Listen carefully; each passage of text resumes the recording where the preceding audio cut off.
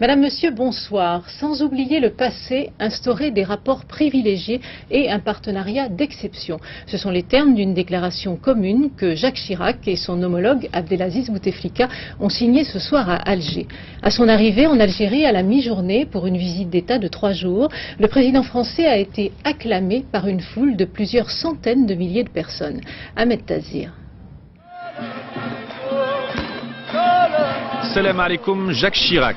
C'est la première visite d'État d'un président français depuis l'indépendance de l'Algérie, traversée sur le boulevard Zirout Youssef.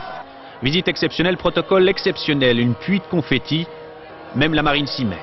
Accueil exceptionnel aussi, la police a compté 1,5 million d'Algériens dans la rue, sur les balcons, la liesse. L'émotion aussi, moment historique de réconciliation avec cette gerbe déposée place des Martyrs, en mémoire aux Chouhada, les martyrs de la lutte pour l'indépendance de ce pays. L'occasion pour Jacques Chirac de restituer aux Algériens le sceau du dé d'Alger, Hussein Pacha, le sceau que celui-là même avait remis en 1830 aux forces françaises victorieuses. J'ai conscience d'ouvrir avec vous un chapitre nouveau de notre histoire commune, le chapitre de la confiance, de l'estime, du respect mutuel, de l'amitié et de la solidarité. Signature ensuite de la déclaration d'Alger pour ouvrir la voie à un traité d'amitié. Il aura fallu 18 années entre la France et l'Allemagne, il en aura fallu 41 entre la France et l'Algérie pour arriver à avoir ces relations entre États partenaires.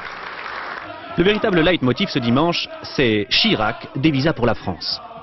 Il donne mon passeport, vous me donnez le visa. On voulait aussi toucher celui qui dit non à la guerre en Irak.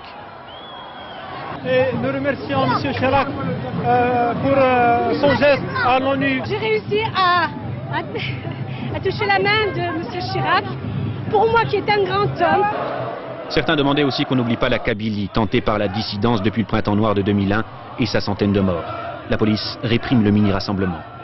Cette visite a le mérite surtout de mettre fin à la situation d'isolement que vit l'Algérie depuis 10 ans, un pays qui ne vit que de sa rente pétrolière, paralysé par sa bureaucratie et aussi par la corruption et le népotisme. Un taux de chômage de 30%, un pays où la sécurité n'est pas assurée partout, plus de 100 000 morts et des milliers de disparus depuis 1992. Des dossiers que pourrait évoquer le président français ce lundi. Il s'adressera aux parlementaires algériens pour parler coopération.